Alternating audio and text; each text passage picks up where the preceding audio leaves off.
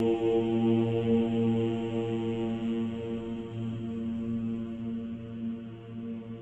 नमः शिवाय। भारत माता शिव शक्ति अवतार। आज है 26/11/2024।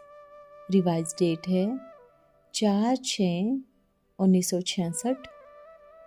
मेरे लाडले बच्चे, बाबा रोज आकर तुम बच्चों से मिलते हैं, गुड मॉर्निंग करते हैं, कहते हैं मैं तुम सब बच्चों का पिता हूँ, तुम्हें स्वर्ग का अविनाशी वर्षा देने आया हूँ। तो तुमको कितना खुशी का पारा चढ़ना चाहिए।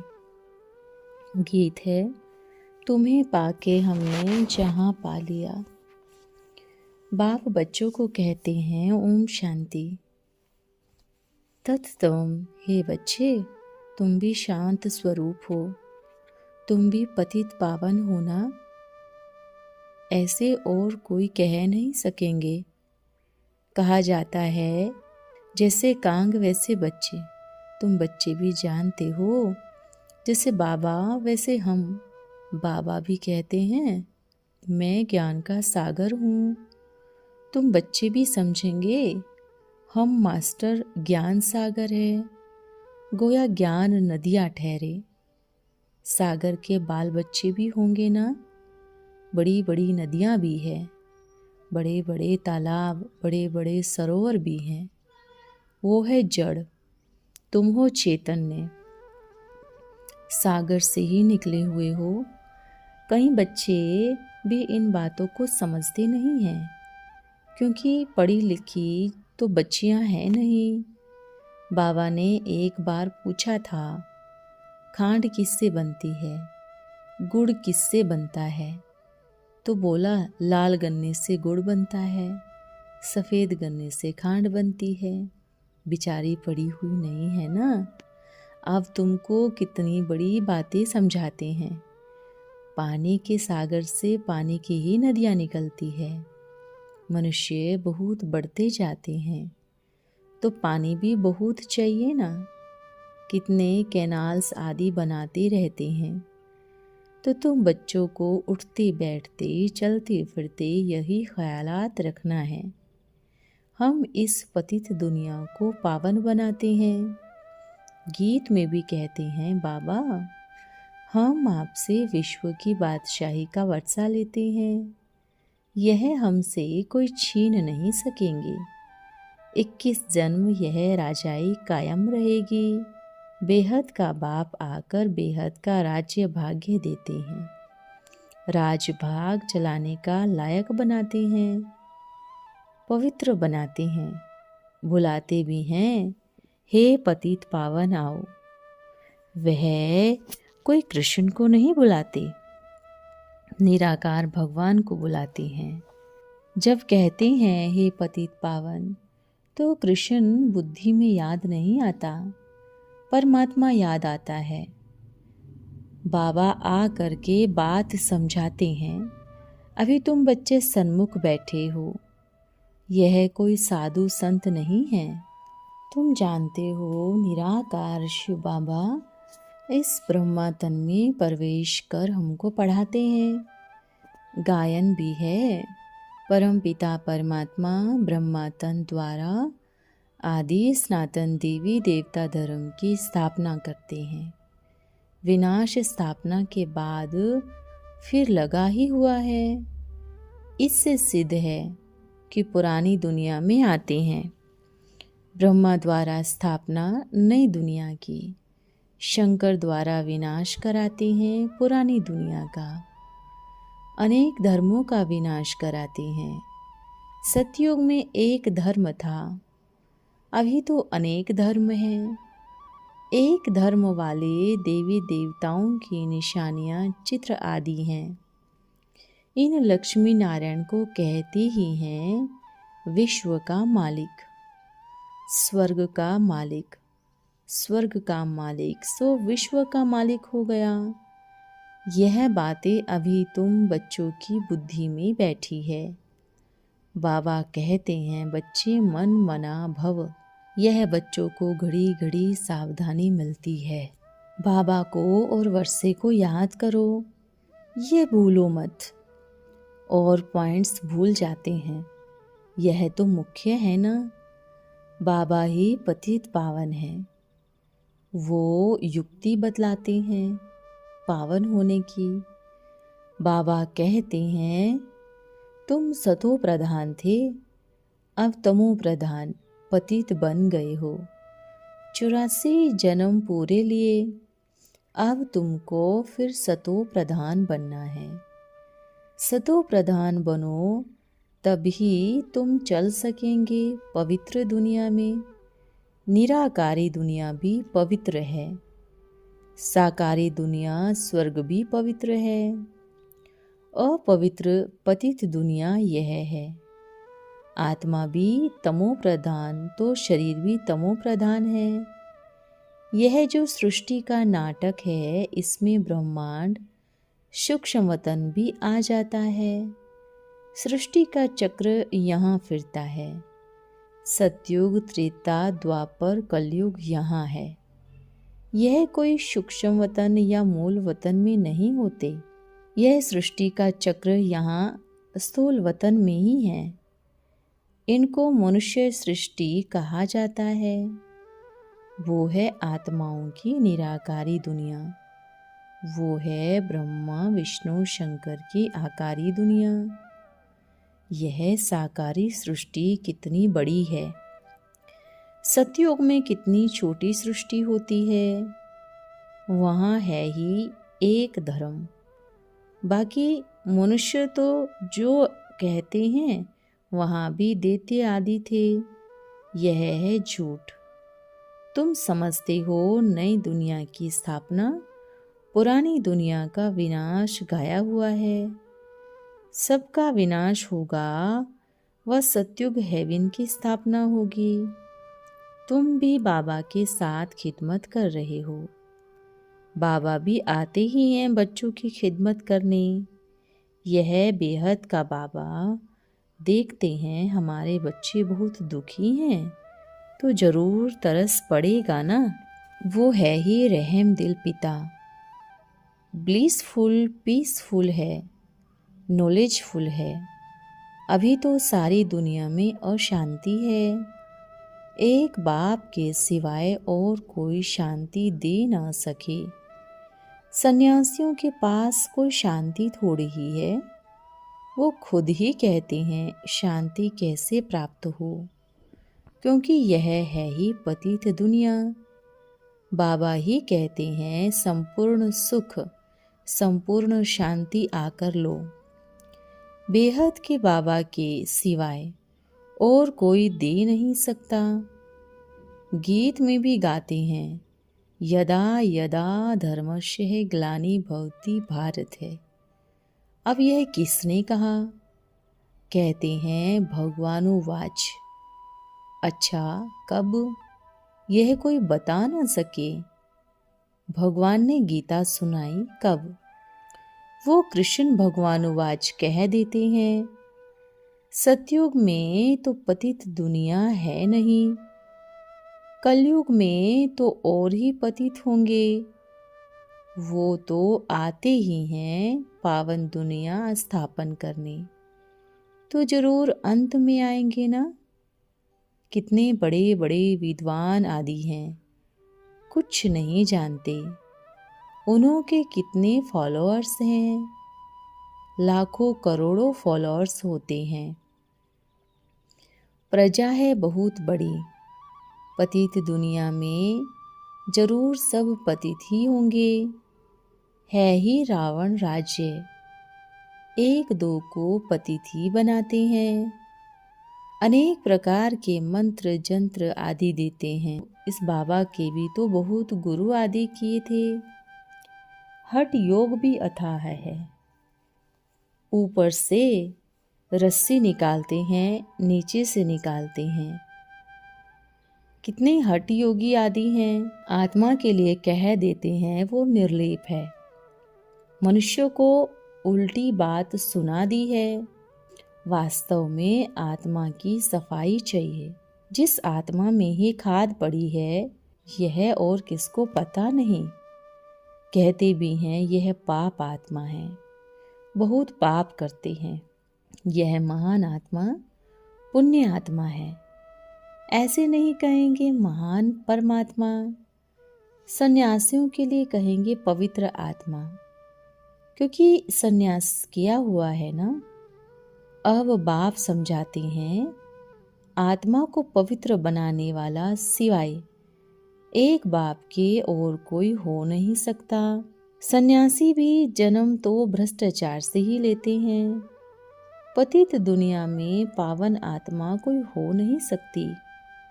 अभी सैपलिंग लगता है, धीरे धीरे वृद्धि होती जाएगी। वो तो है छोटे छोटे मठ पंथ टाल टालियाँ, उनमें कोई मेहनत थोड़ी ही लगती है। अनेक प्रकार के मंत्र देते हैं, किस्म किस्म के मंत्र देते हैं। यह भी वशीकरण मंत्र है, जिससे तुम 5 विकारों पर जीत पहनते हो। राम राम का मंत्र जपते हैं, इससे कुछ फायदा तो नहीं। यहाँ तो बाबा कहते हैं मुझे याद करो तो तुम्हारे विकर्म विनाश हो जाएंगे, तुम पवित्र आत्मा बन जाएंगे। याद को ही योग कहा जाता है। भारत का प्राचीन योग मशहूर है। इस योग से ही तुम विश्व पर जीत पहनते हो। भारत का राजयोग बहुत नामी ग्रामी है। यह बाप के सिवाय और कोई सिखा न सके। तुम हो ब्रह्मा के बच्चे, प्रजापिता ब्रह्मा के बच्चे, तो जरूर ब्रह्मा के साथ होंगे। ब्राह्मण कुल भी तो जरूर चाहिए। इसको कहा जाता है सर्वोत्तम, ऊंचे ते ऊंच ब्राह्मण कुल।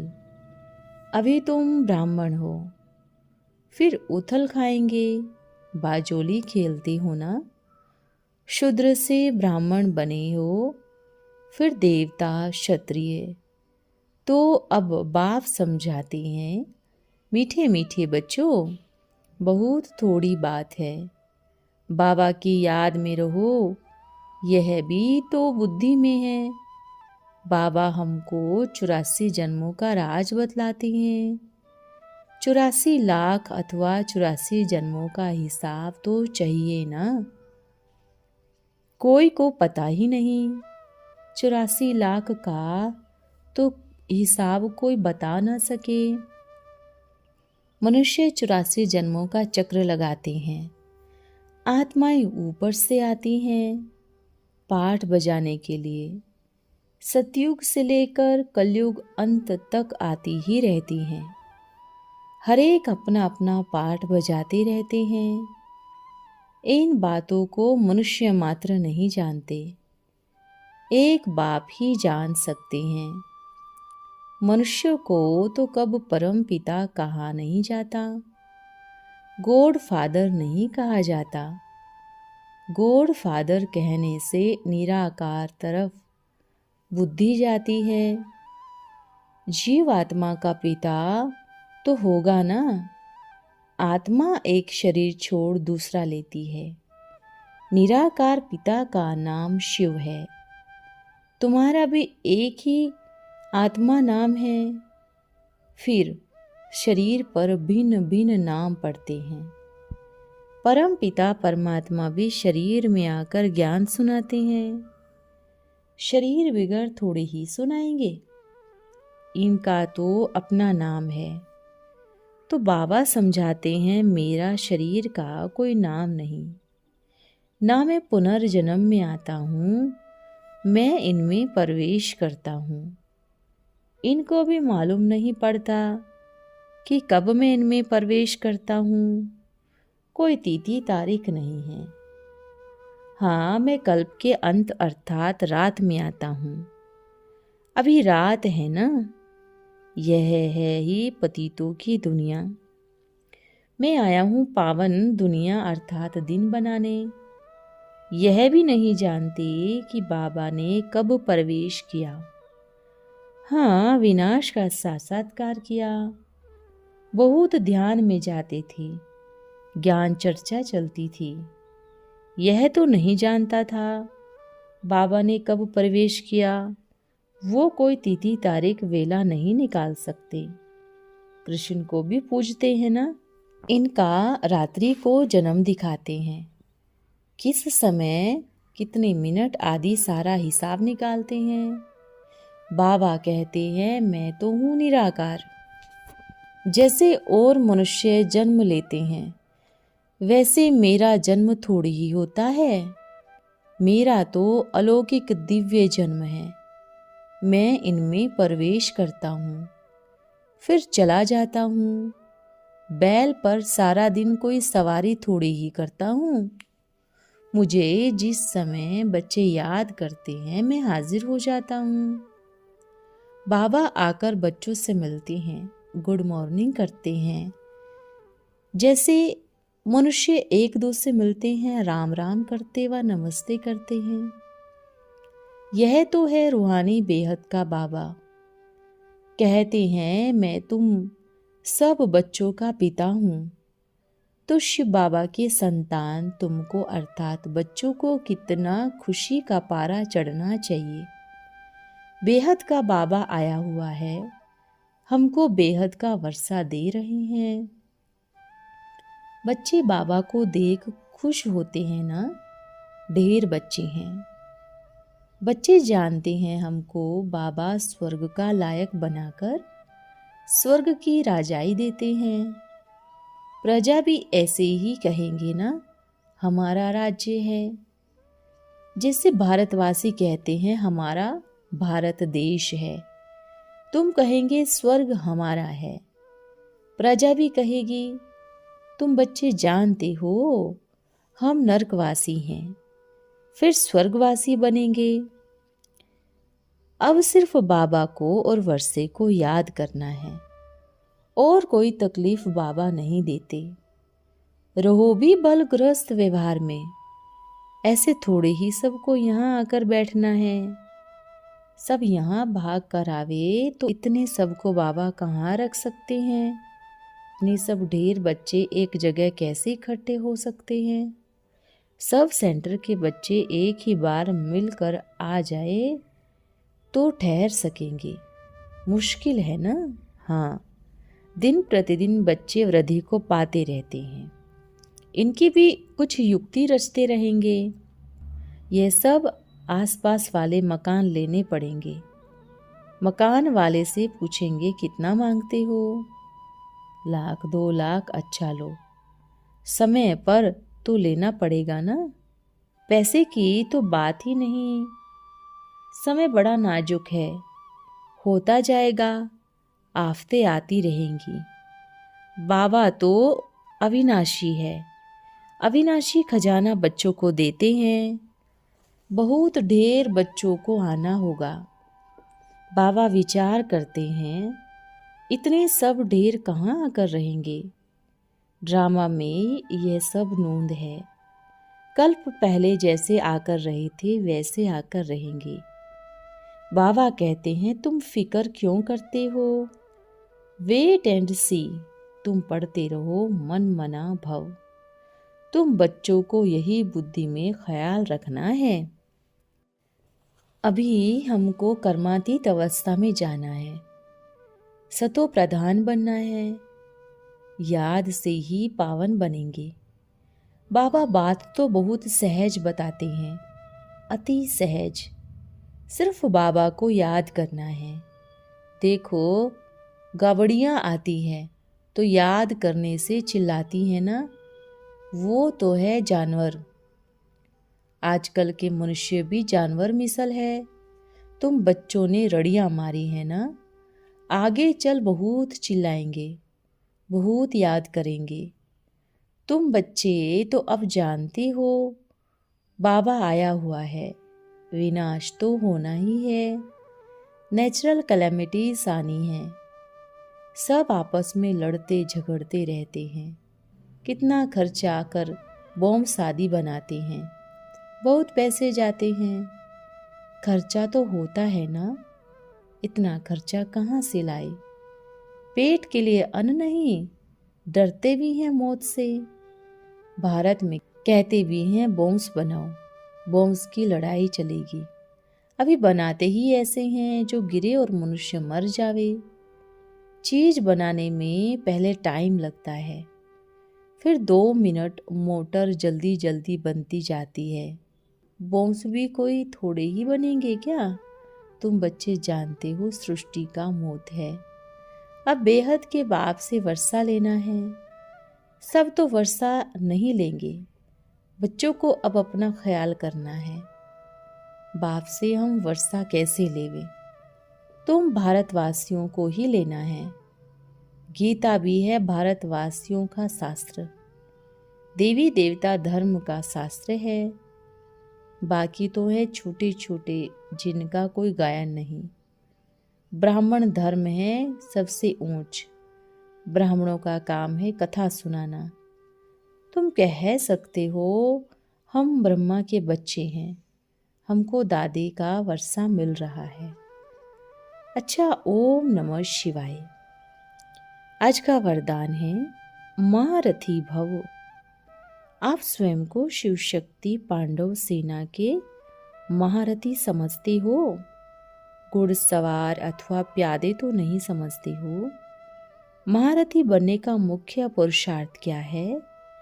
एक तो अपने को सदैव साथी के साथ रखो, दूसरा स्वयं को सारथी समझो।